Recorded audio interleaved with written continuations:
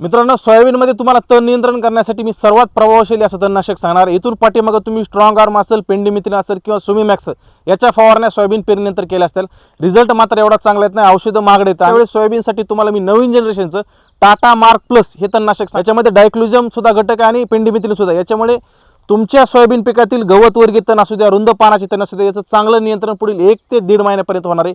हरा, केना, लवाळा असेल, दुधाणी असेल, त्यानंतर काँग्रेस गवत असेल, या सर्व प्रकारच्या तणाचा नायनाट हे जवळपास 1 ते 1.5 महिन्यापर्यंत करेल आणि तुमचं सोयाबीन पीक चांगलं येणार आहे। याचं जर प्रमाण वापरायचं असेल तर 1 लिटरची बॉटल तुम्हाला 200 लिटर पाण्यामध्ये मिक्स करायची आणि सोयाबीन पेरणी केल्यानंतर तुम्हाला लगेच पाठीमागे 2 ते 3 दिवसाच्या आतमध्ये फवारणी करायची। किंवा तुम्ही जर सोयाबीन पेरणी करणार असाल 5 ते 7 दिवसांनी, तर तुम्हाला सोयाबीन पेरणीच्या आधी 5 ते 7 दिवस आधी तुम्ही ह्या टाटा मार्क प्लसची फवारणी करू शकता।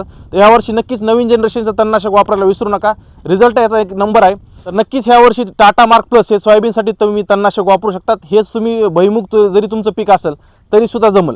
व्हिडिओ आवडली असेल तर लाईक शेअर करायला विसरू नका आणि आपल्या चॅनलला फॉलो करा। धन्यवाद। जय महाराष्ट्र।